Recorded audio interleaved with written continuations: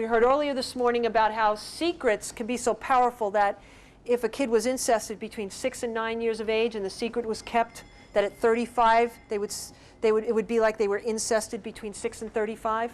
Okay?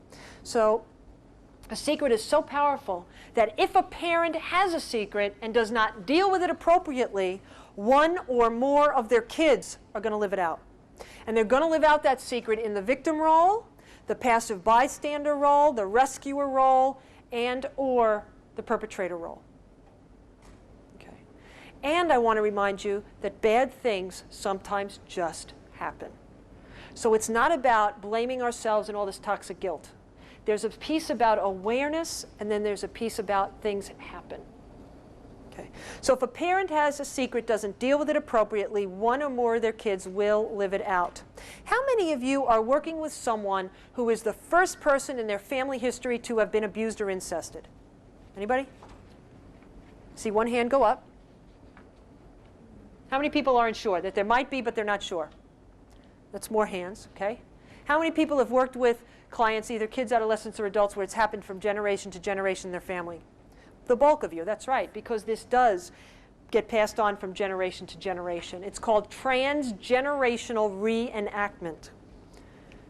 What I was taught by the family systems model is it takes 3 to 5 generations to stop a cycle. Do I tell my clients that? Absolutely not. How come? They'd never come back. 3 to 5 generations, why should I even bother? Okay? It can begin to stop now. And I already see it. My son is getting a different kind of upbringing, yet similar than I did. You know, he's getting better than I got. And that's like, isn't that our hope? That we can give him better than we got. Okay. Facing page.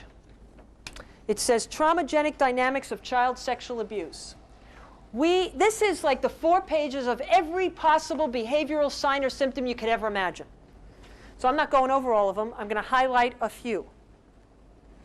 I'd like to highlight the bottom there. Under behavioral manifestations, it says added by A.B. Lees, sexual gender identity, confusion, alienation, sexual orientation, confusion, phobia. Okay. There is a myth out there, folks, and one of the myths is that if you've been sexually abused or incested, you will be homosexual. Is homosexuality caused by childhood sexual abuse? No, it is not. Is transgenderism caused by childhood sexual abuse? No, it is not.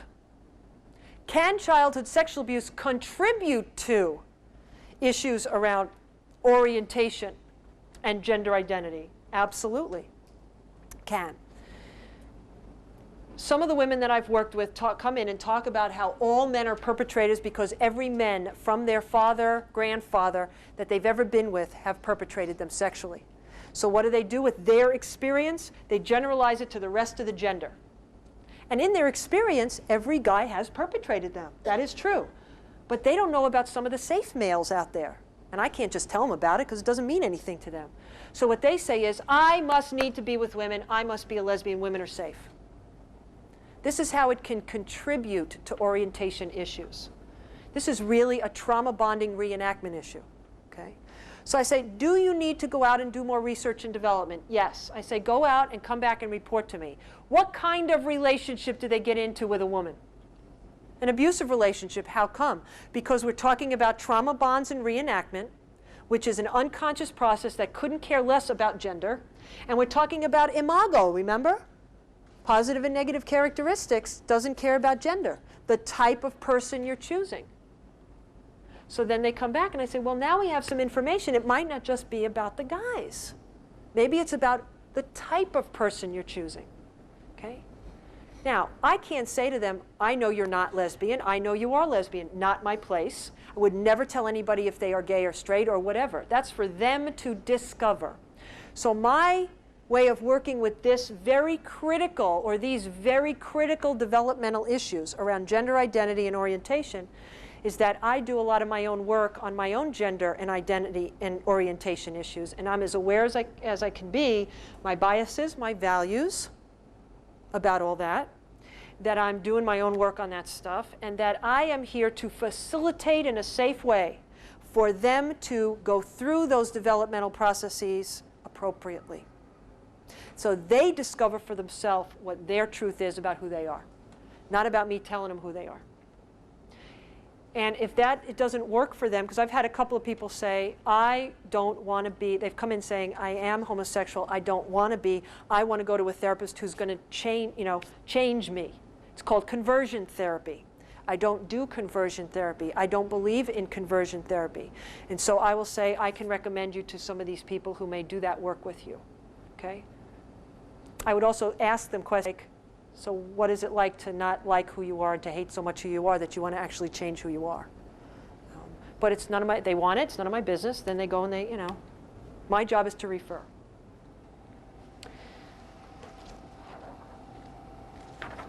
Betrayal issues under Roman numeral number 2.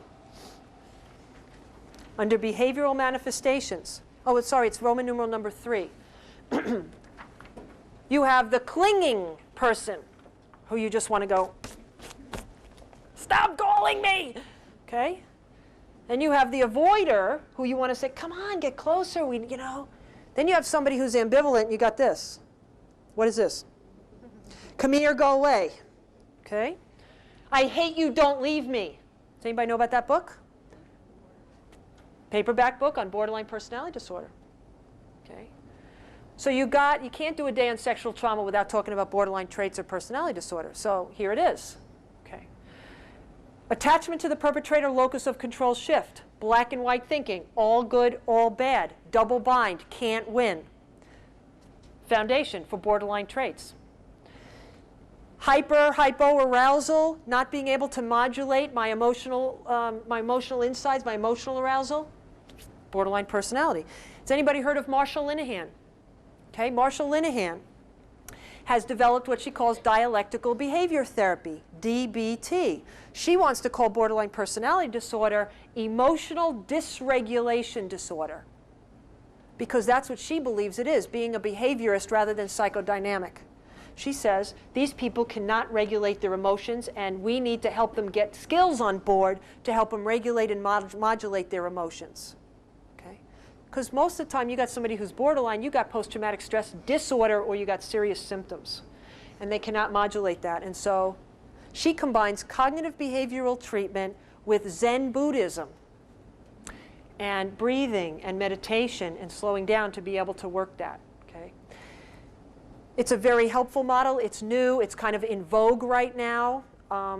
I would just encourage you to, again, get more information about it and go to some trainings and see how you can incorporate some of those principles in your work with the borderline client.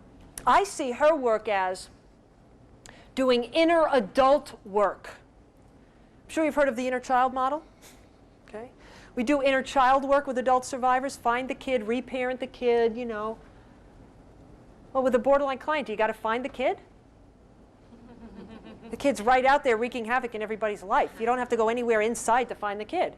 So what do you have to go inside to find? The adult. Get the adult on board. So that's what I believe DBT is getting that adult present, getting those skills on board, getting somebody organized enough that they can deal with their trauma. Because if you've ever done feelings work with somebody who has that diagnosis of borderline, they get worse usually rather than better, because they cannot handle the overwhelming emotions. They don't have the skills. Okay. Here is my non-clinical way to tell that you're working with the borderline client. This is just for your information only, and everybody else is going to watch the tape. Okay, here it is. You're in the room with them, or they just left. And it feels like a large pipe has been put in your heart, sucking the lifeblood out of you, and you're absolutely exhausted, but you feel so inadequate because you haven't fixed them yet that they're reaching out to make sure they come back. Okay. Anybody ever have an experience like that? Yeah, okay. That's what it is. Also, I'll tell you this also. This was very helpful for me, too. I'm working inpatient treatment, and I got this client. this patient in group who absolutely adores me, loves me, we're doing great work together. And all of a sudden she hates me and she's really mad at me and I can't figure out why because I don't know what I said or did or what. So I go into my colleague and I said, you got to help me out. So-and-so really hates me right now. Now, I don't like to be not liked, which is a whole nother piece about my own work of being a therapist. So I say to Tom, I said, I don't know what to do here. I don't know what I did. He said, look, stop. Let me tell you something. Number one, when they hate you and they're so angry with you, I want you to remember something. They're inpatient treatment. They are sick people. And I want you to remember something. When they think you are the greatest thing that ever walked the earth, they are inpatient treatment. They are sick people. Okay. It was a blow to my ego. Powerlessness. The one thing I want to cover here is dissociation. We have to talk about the continuum of dissociation because it is such a major survival skill. So we're going to say, let's say this is the beginning of the continuum, and we'll go down to the other end of the room. All right. Answer as honestly as you can at 3:10 already in the afternoon. How many people have ever had a fantasy or daydreamed in their life? Ever? Great. Now, no matter what you answer to the next question, I promise you, even if Brenda says no, you'll get your certificate. Okay. How many people have ever daydreamed, fantasized during today or are doing it right now? How many people? Okay. By 3:15, all of you should be raising your hands. Okay. So you'll still get your certificate, and guess what? You have all experienced dissociation.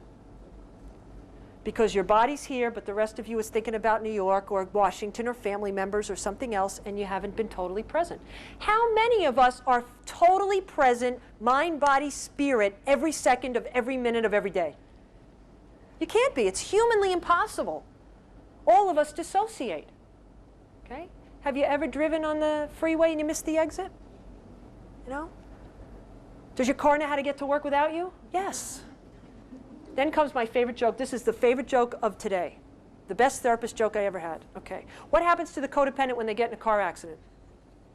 Somebody else's life flashes before their eyes. Okay, so you go to the middle of the continuum, you got post-traumatic stress disorder.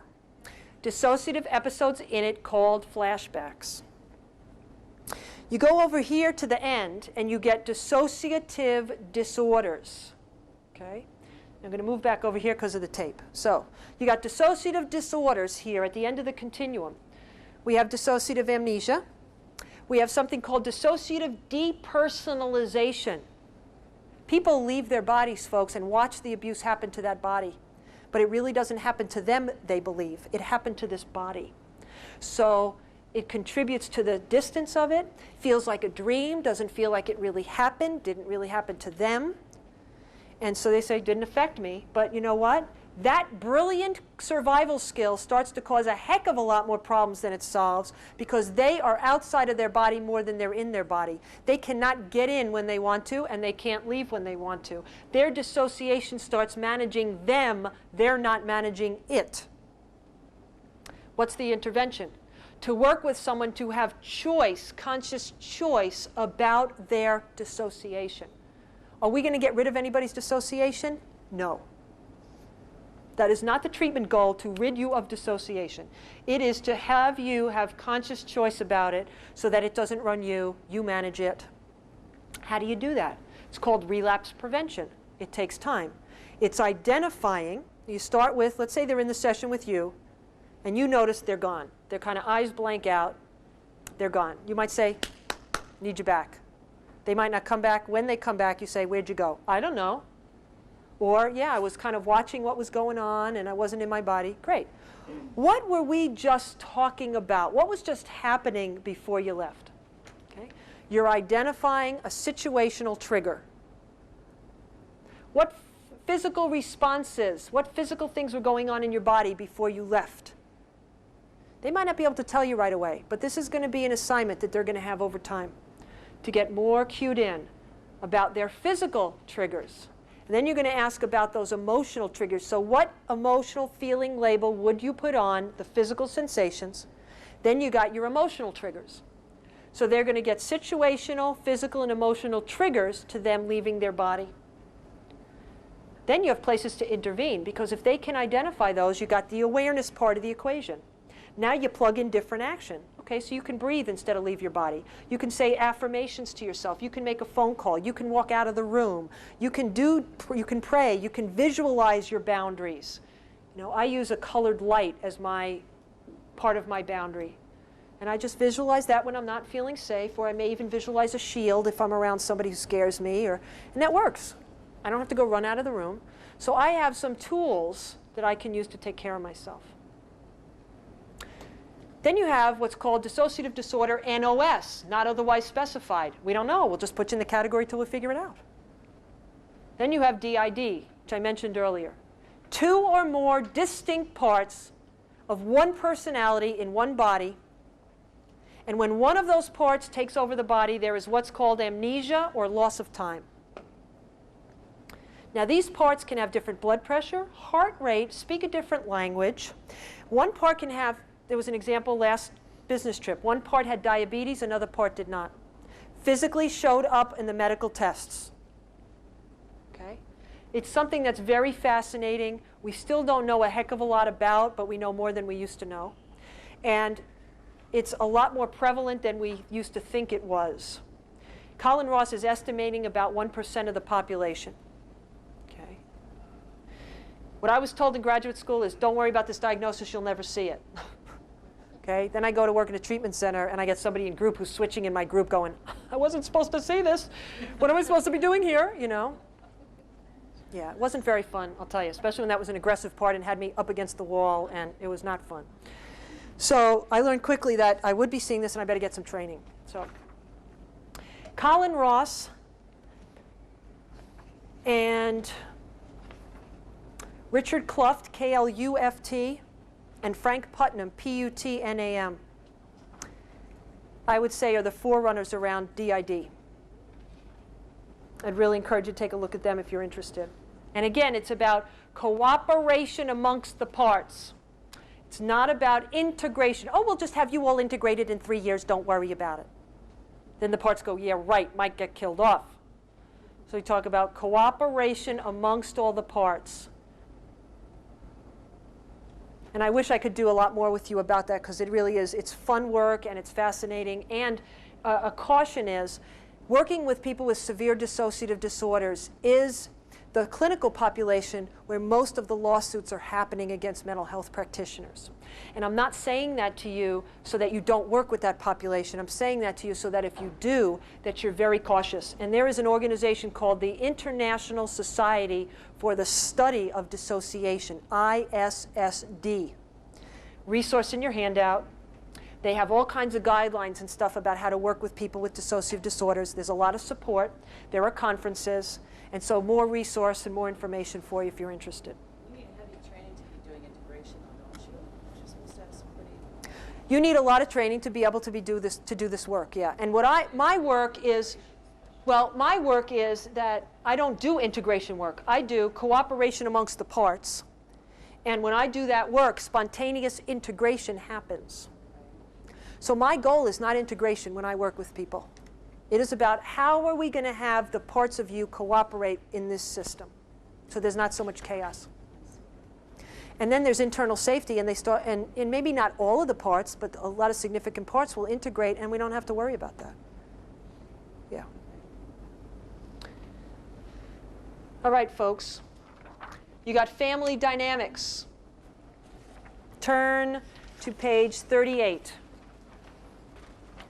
I'm not going to go over this. We already did. But you have it down on paper. Okay? This is your closed system. This is your alcoholic family. This is your incest family.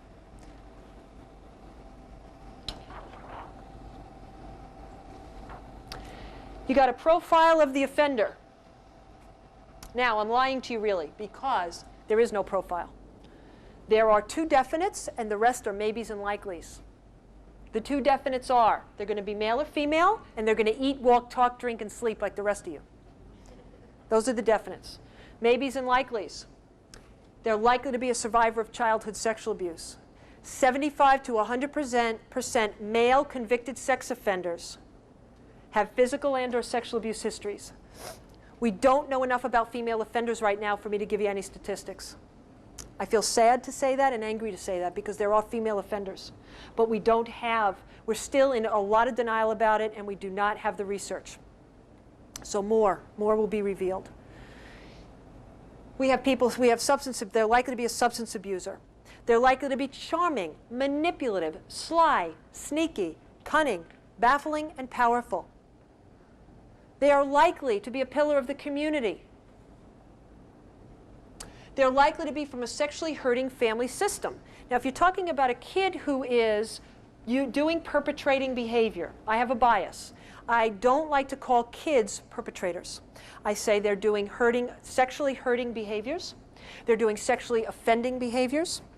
Okay? Some people, there's a quote-unquote diagnosis. I don't even know if it's in the DSM. You might correct me. It's called abuse reactive. Okay? Now, the theory behind that is something happened to them in order for them to be reenacting this. Okay? So I always want to question what's going on for this kid that they're doing this behavior. Okay. Sexually hurting family system. Maybe they were incested themselves. Maybe they came from such a highly sexualized family that this is the behavior that they're doing. Right? Because they have all this energy and they don't know what to do with it. They have no boundaries. They don't know what's okay or not okay. We worked with some guys who talked about mom who was obsessed, urination, defecation. Guys had no privacy in the bathroom till they were in their mid-teens. The guys got enemas on a regular basis. When they were asked the question, have you been sexually abused, they said no. How come? No intercourse with mom. Had they been sexually abused? Yes. Then you have the pedophile. And again, we know there are female pedophiles, but we don't have enough information to talk to you about them. But we have enough about male pedophiles to begin to talk about that, even though we do not know what causes pedophilia. We do not know how to cure it.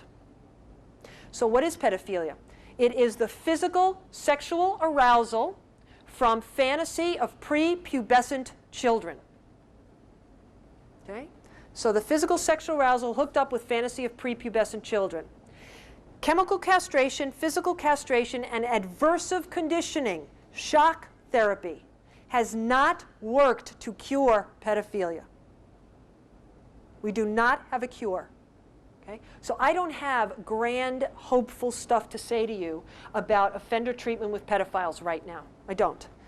Okay? Now, a study came out about 3-4 years ago from the University of Arizona. Male pedophile will prefer little boy to little girl 8-to-1. Male pedophile will have an average of 283 victims per his lifetime. Okay. That's a lot. That's a lot. Does that mean we have homosexual men who are abusing our kids? No, a pedophile is different than someone who is homosexual. Okay? You have somebody who may be a sex addict. Patrick Carnes again talks about the addicted offender. Doing research now combining 12-step S program, Sex Addicts Anonymous, based on AA, with offender treatment and childhood trauma work to break that trauma bond. Okay?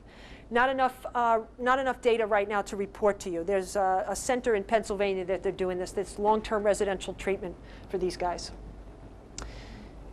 Do they deny? Yeah. Do they dissociate? Yes. Are they raging? You bet they are. Okay, this is raging behavior. Do these guys carry, or guys or women carry shame and guilt? Remember, if they have a conscience. That's how we hook people into treatment, that people have a conscience. If they don't have a conscience, how do you hook them into treatment? They're mandated. Okay? And then they're going to say to you what you want to hear so they can get out, or they're just going to go along with the flow, and that's it. So if they have antisocial personality disorder, we don't have a cure for that either. They work on thinking and thinking errors because they know people with antisocial personality disorder don't have a conscience. They don't have the empathy and sympathy and compassion. So why go there? Okay? They say, how can you not act out on this again so you don't have the police after you all the time? You don't have to spend your life in jail. That's about it. Okay. Almost to some closing here. When you look at page 40, I'm going to go to 41. This is the literature on how we are traumatized by work with this population. So again, it's all written down there. I am not going to insult you by reading it all.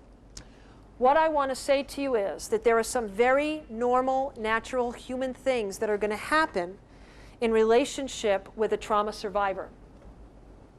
One is going to be this countertransference, that you are going to have specific responses to a certain client. And they're going to be strong responses. Another is that you will be internally transformed by work with this population. I want you to think about a staff meeting. I want you to think about the things you laugh at staff meetings. And if you pulled somebody off the street into a staff meeting and they heard what your guys are joking about, would they think it's funny? Probably not. Do we have a dark sense of humor since we're working in this field? Yes. How come? We have to survive and we want to thrive. Okay. So you will be internally transformed. I don't anymore. I have a 7-year-old son.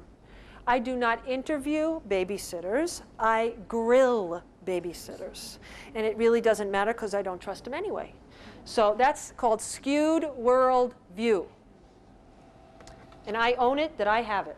And I own it that I have to read movie reviews and things about books before I pick them up, because I've walked into movies saying, oh, I don't, not even knowing I can handle this, and then I'm traumatized for a few days afterwards. I don't need that. Then we have something called secondary post-traumatic stress disorder. You get PTSD symptoms, and it's nothing about your life. It's about your client's life. It's about the stories you hear. It's about the overwhelming energy you pick up from all these people. Okay? It's real. It happens. And because we're talking about sexual abuse, really encourage you to notice about your own sex life, your own sexual feelings, your own sexuality, how that may be being affected by your work with all this trauma. The one thing I tell my students is that if they find, bless you, if they find themselves aroused when stories of abuse are being told, it does not mean that they're perverts. It means that their body is responding to erotic material. It's what they do with it afterwards. It's like, can you shelve it? Can you talk to yourself in a gentle way? This is my body's responding. Okay? How can I stay attentive to my client? And then take it to supervision or your therapy. That's appropriate, no problem. It's when I start making up all kinds of stories about it, and if I don't act properly on it, I'm going to either try to stuff it somehow, medicate it somehow, which is going to hurt me, and it's going to come out sideways somehow. So look out for secondary post-traumatic stress disorder. In the pages that follow, you have a checklist for you.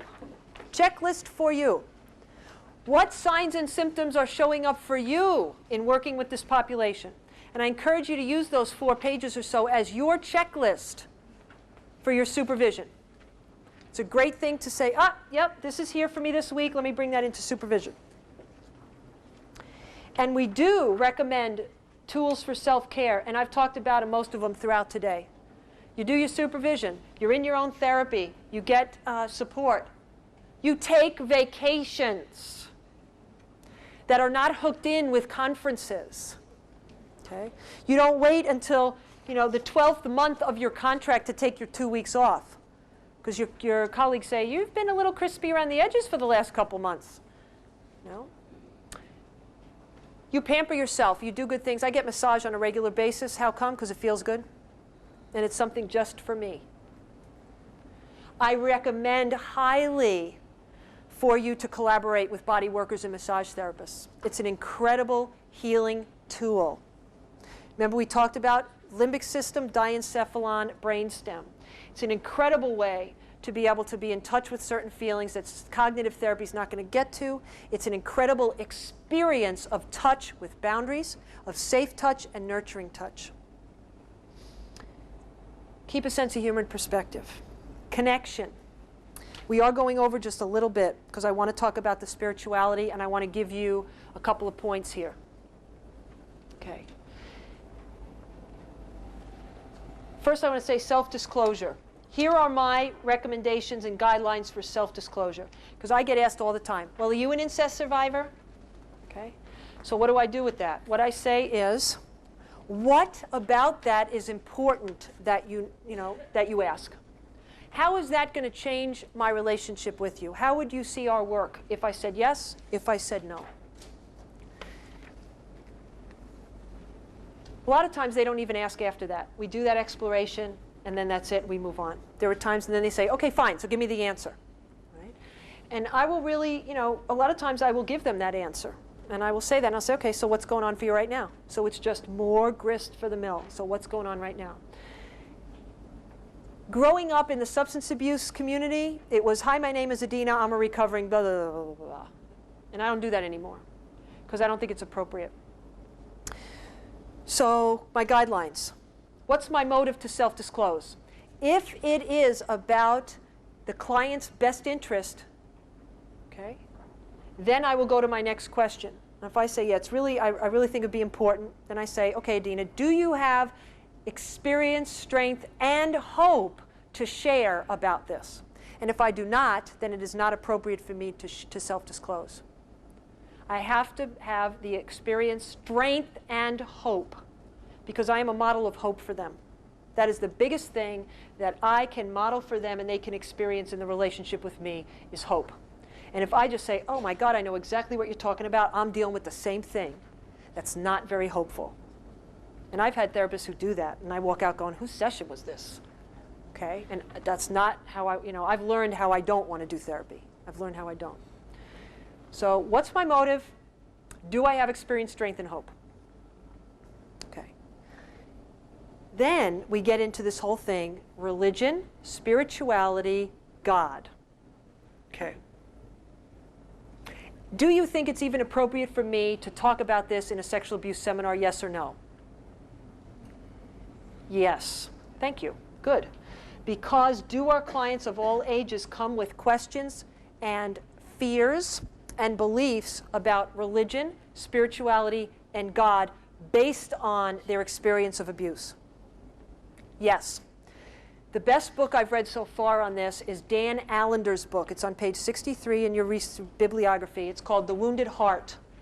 And his book is specifically about how sexual abuse interferes with our developmental concept of higher power and our developmental stage of that. Okay? Here are some of the things I've heard. Well, God was supposed to protect me. God didn't protect me. God abandoned me. I had to do it all on my own. I prayed every night for the abuse to stop. It didn't stop. It continued. Well, I was told if I was a good boy or a good girl that God would protect me and this wouldn't happen. So I must be really bad because it did happen. And I tried to be so good. And I'm still trying to be so good, and it's still happening. Well, I can prove to you the non-existence of God, because if God existed, this wouldn't be happening. Well, I'm so angry at God, and I've been angry for a long time. Don't talk to me about God. Okay? I don't even want to go there. Well, I was abused by a clergy person. Don't go there with me. Okay. So here are a few things that I do. And again, I'm going to remind you, keep an open mind, take what you like, leave the rest. This is difficult stuff. People have feelings about this. All right. 1, I have a bottom line philosophy that is always dealing with concept of higher power, no matter whether we say that or not, and it's called the 12 healing steps. Here are the first 3 steps of the 12 healing steps, and it's there, I don't know what page, 46? 47, okay. Admit you're powerless over the abuse, your life has become unmanageable. Always working on the first step, no matter whether it's a kid, adolescent, or adult.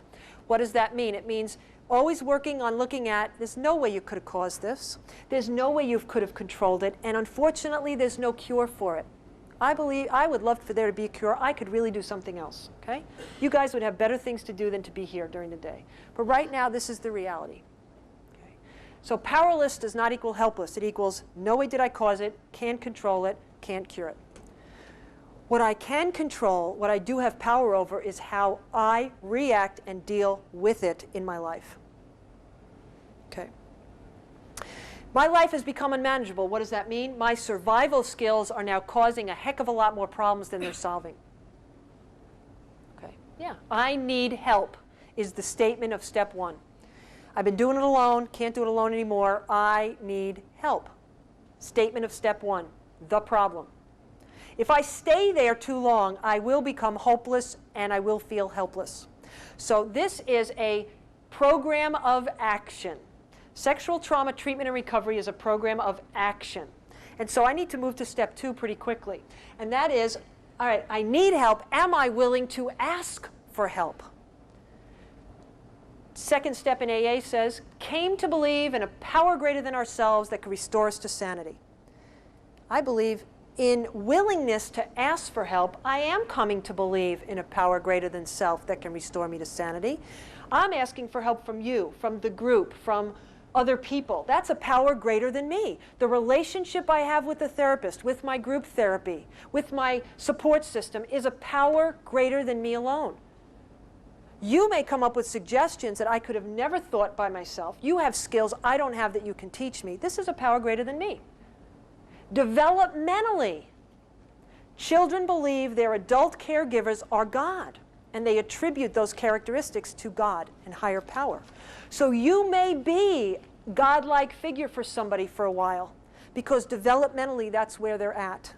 Be careful it doesn't go to your ego. Know that it is a appropriate developmental stage, and that you're going to keep moving to work to have them move on from that. So the relationship, and possibly you for a while, is a power greater than them.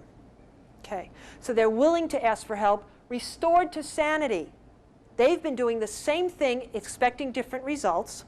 If they ask for help, there is a possibility that they can start doing it different to get different results. But they have to take the leap of faith, spiritual principle of faith, into step 3. Are they going to take suggestions? Because when they take suggestions, they are turning their will and their life over to the care of this power greater than self. How many people work the yes butters? Okay.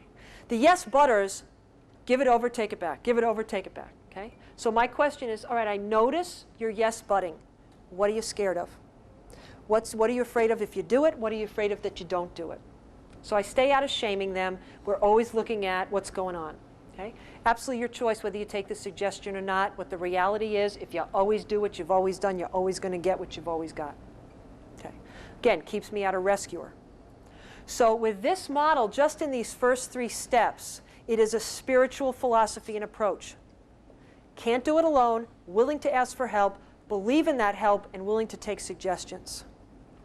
So when people tell me later on, I have no faith, I don't believe in a power greater than self, I say, oh really?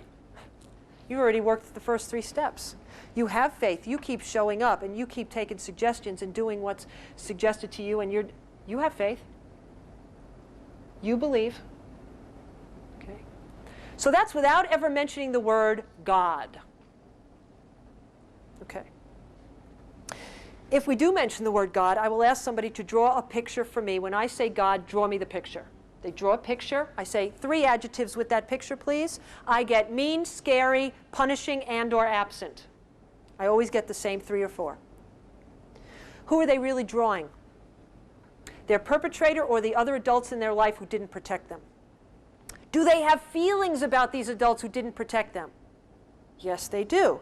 Do you need to do work around that? Yes. Do you only pay attention to the perpetrator? No. Okay. Can they be angry at both the perp and the other caregivers in their life at the same time? They can, but you know what? They probably won't be because it's too scary and they'll feel like an orphan.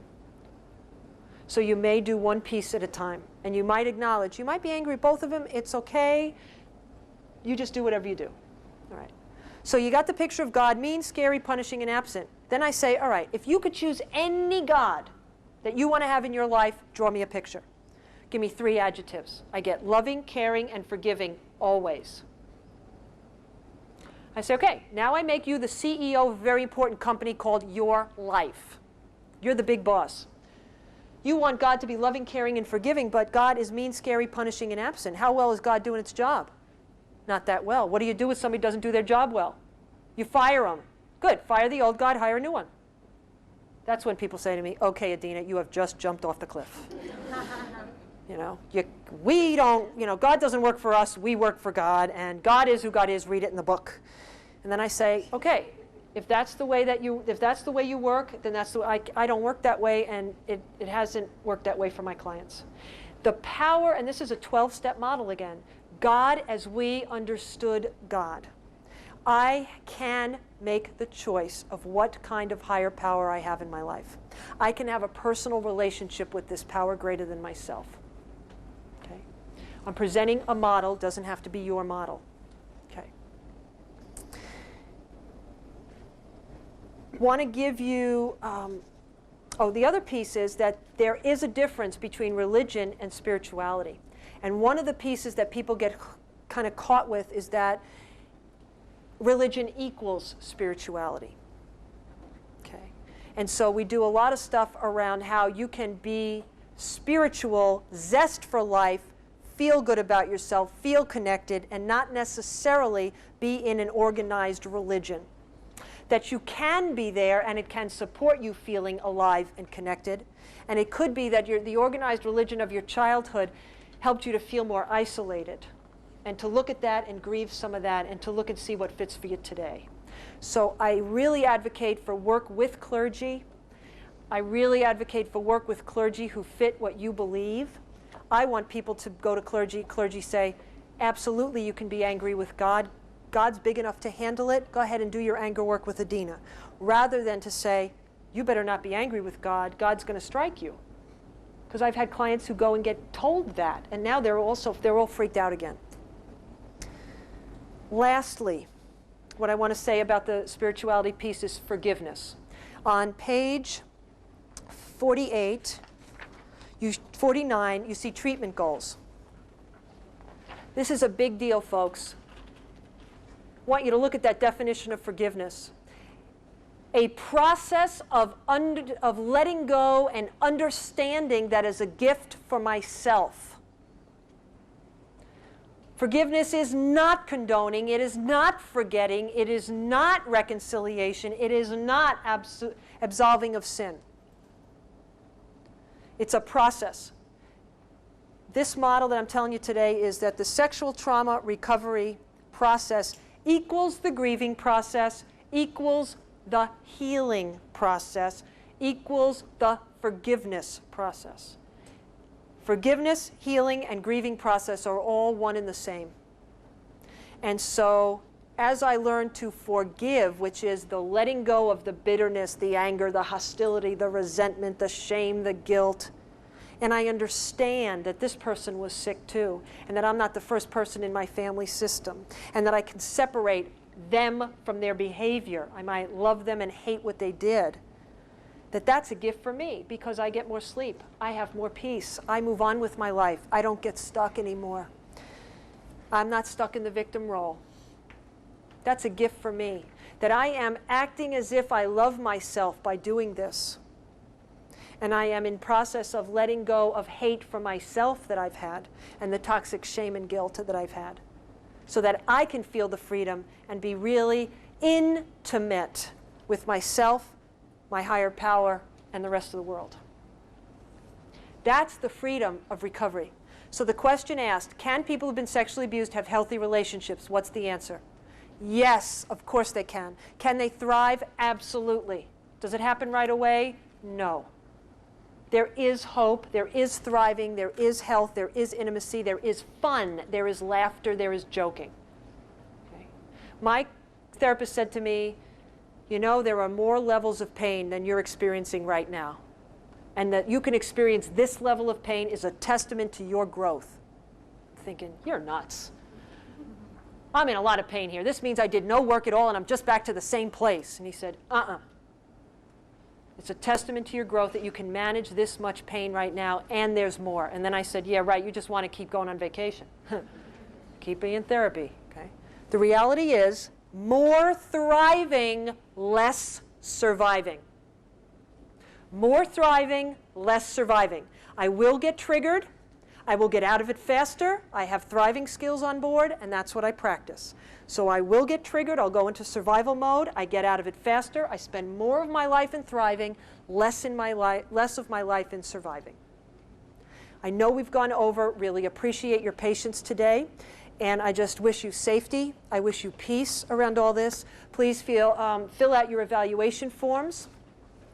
Please drive home safely and consciously. And enjoy the rest of your week. Thank you, folks.